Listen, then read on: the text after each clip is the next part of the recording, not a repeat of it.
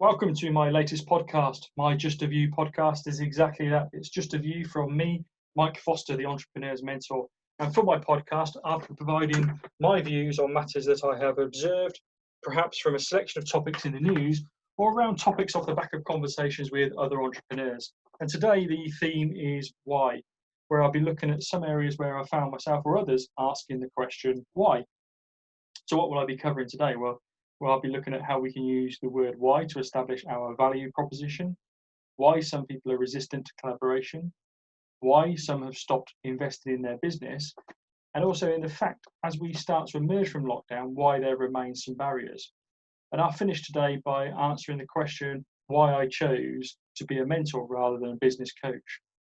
So first of all, let's look at the word why and how we can use the word why to help us establish our true value proposition. So I guess that you don't really want to just blend in with the rest of your competition. I guess you want to stand out from the crowd and be better than your competitors to win business, rather than making your buyer's decision really difficult because it's just all really blurry and you're all exactly the same.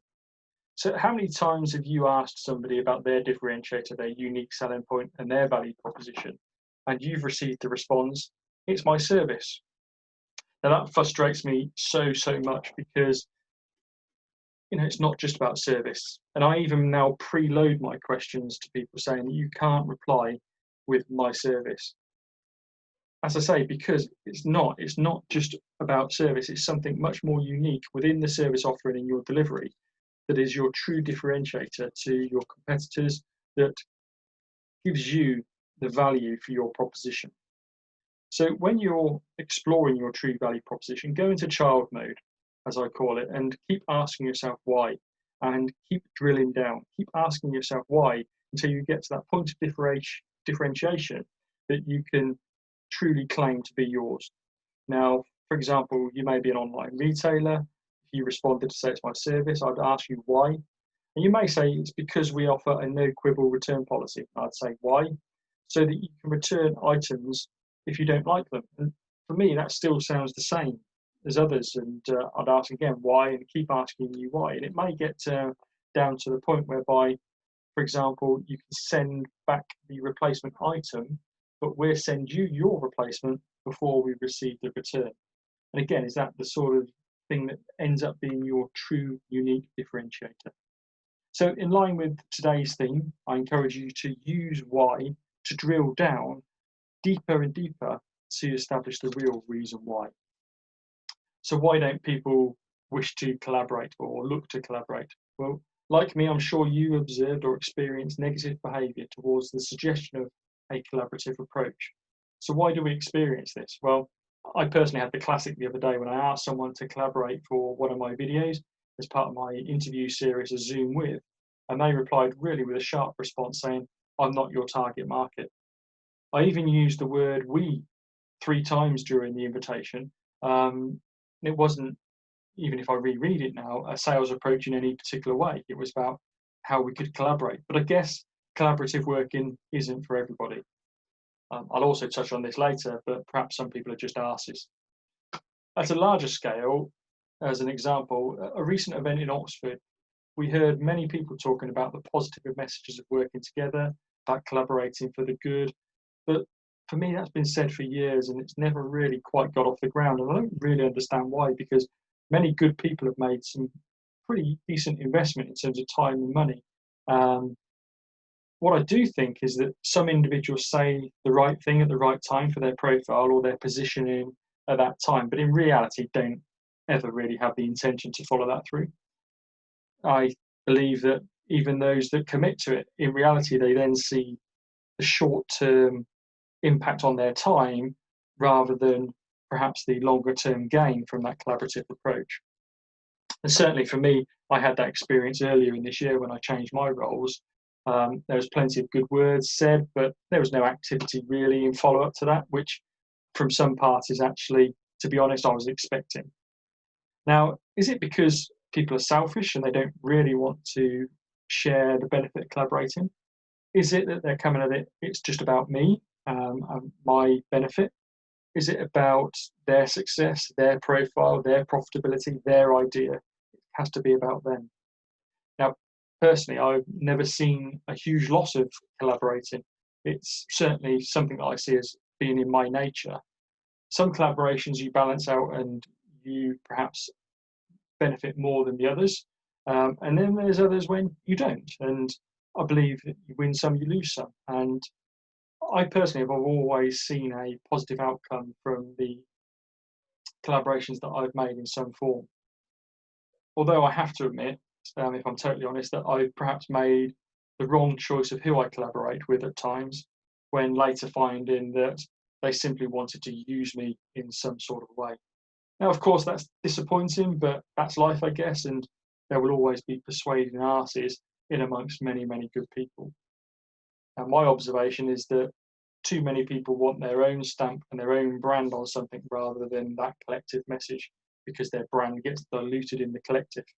So, for example, we see this with the use of central monies or European funding, whereby rather than collaborating or creating a collective offering, or even improving an existing provision, we see 2, 3, 4 organisations obtaining their own funding and establishing an offering that's either exactly the same or very, very similar. And perhaps it's because they just, like I say, want their own brand or their own stamp on it. Now, I may be lucky that I've got a fantastic network. I've built that network over the last 30 years. And all I can say is that sharing, supporting, and a collaborative approach can be a winner if it's approached in the right way and you keep your eyes wide open to quickly flush out those that really want to just use you and your relationships. So, as we think about lockdown, I see that many businesses have stopped investing in their business during this period. Now, I appreciate it's a really difficult time for many business owners, and it's been a difficult few months, but I encourage you to maximise this lockdown period and do not just shut down. So, are you continuing to invest in your business? And again, I appreciate that we have to be mindful of our cash and how we spend, but not all investments have a direct associated cost, perhaps with the exception of just our related time. It may be that you feel that you're back in startup mode, reflecting on your offering, reflecting on your proposition, looking to recover your pipeline. And if that's the case, then I encourage you to grasp that opportunity, reflect on the past, adapt what the new normal may look like, and consider your proposition to make sure that your proposition now matches the pain, problem, and fear your prospects are likely feeling since they've gone through this change period themselves. Other investments you can be able to make would be perhaps around your marketing, making sure that you've still got the traction towards your business that you need, because it may be that your customers aren't ready to buy right now or be in a position to buy right now, but they will be soon. You may invest in your people, either your existing people with training and development or new hires to add more talent to your team. Are you investing in your systems and processes to develop your existing processes or to write up some new systems so that, again, you can continue to do what you really do well with consistency and be done by anybody? Are you looking at the investment in support that you need? It may be from an accountant or a bookkeeper or a finance person to help you write your forecasts for your profit and your cash flow over this period of time. It may be someone to support you looking at your short or your long-term strategy. Or it may be someone like myself who's helping you keep focused on what you need to do whilst there's so many other possible distractions of your valuable time. Now, are you still investing in your customers? Are you retaining those important customers that you've already got? And are you doing research to make sure that your proposition is still fit for purpose? And finally, your supply chain. Are you investing in your supply chain so that you are making any cost or process improvements during this time? Now, I believe we should continue investing in our business, but obviously making calculated risk-based decisions on what we should invest in. So don't throw good money just after bad money. What are the pros and cons of making the investment? And what will your return on investment be, especially if debt is required to support that investment? So I encourage you to do what is needed to survive this lockdown with reflection and be in a position to then thrive as we emerge. And whilst we talk about emerging from lockdown, at times there appears to be barriers. And this perhaps came up following a discussion in my networking group that I was talking to a few people, and I made reference to an article on the website timeout.com about the proposal for the Soho Summer Street Festival. And the thought was, as we enter the summer months, was to allow certain areas to be pedestrianised or allocated to be filled by restaurants and bars, thereby maximising the outdoor space. Now, I don't know about you personally, I would use restaurants and bars that use space like this. For me, it feels more cosmopolitan, that I personally like, but also it reduces that fear or that worry during these difficult times. So this got me thinking about why we're not seeing such innovative ways to emerge from lockdown and to get our economy working again. Are our MPs involving the right entrepreneurs in the right discussions? Are they involving them at all? Or are they just involving those headline guru names that are good for the press release that they're going to issue?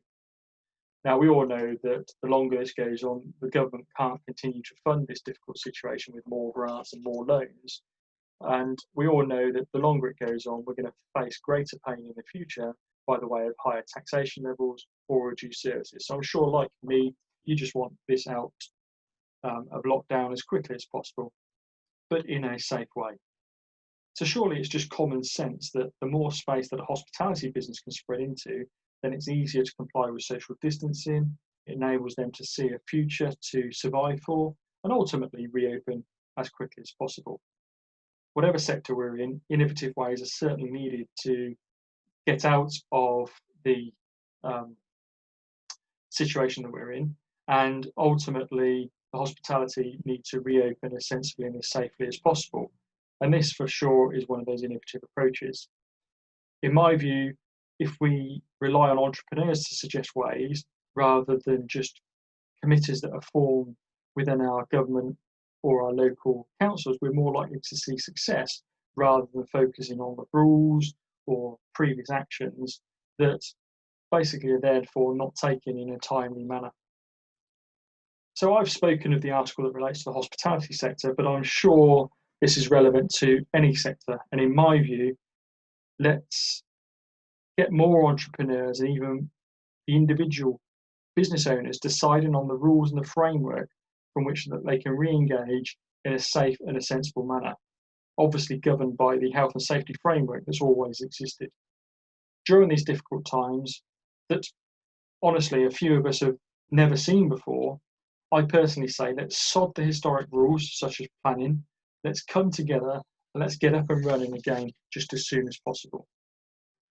And I said I'd finish my podcast today answering the question why I chose to be a mentor rather than a business coach, whilst I'm obviously compared to other coaching experiences. And I guess the choices for my type of services are a consultant, a mentor, or a coach. Now, for me, a consultant is someone who mainly comes in and does it for you. A coach asks lots of good questions to draw the answer from within. But for me, that can be frustrating, and it can be a frustrating experience for the person who does not know the answer and perhaps engage the coach to help them in that particular area. And a mentor, I guess, is like that traditional corporate mentor who was someone who had experience to share and pass on for the development of somebody else. So as a mentor, I'm not simply asking you questions, which I think can get frustrating for driven business owners who are exploring in a specific area because they've actually put their hand up and acknowledged that they don't 100% know the answer, the way, or the solution, and they need some support to find that. As a coach, I do ask those similar questions, but when appropriate, I will share my knowledge and experience to help progress the thoughts of the people that I'm working with. Now, my experience and knowledge comes from actually running businesses and supporting many others rather than purchasing a franchise toolkit. I don't feel that I need to roll out a tool or a technique from my toolbox or my manual. And from my experience, yes, introduce tools and thoughts as and when they're needed, but you don't need a shiny new tool each month to create value and support the businesses in their own development and growth. So I hope this clarifies why I chose to be a mentor, why my brand is the Entrepreneur's Mentor, and in the way that I support others to start, develop and grow. So thank you for joining me for this latest podcast. I hope you found the topics and my views to be thought-provoking and helpful with your own thoughts in the development of your business. And I look forward to sharing my views with you next time for my next podcast, Just a View.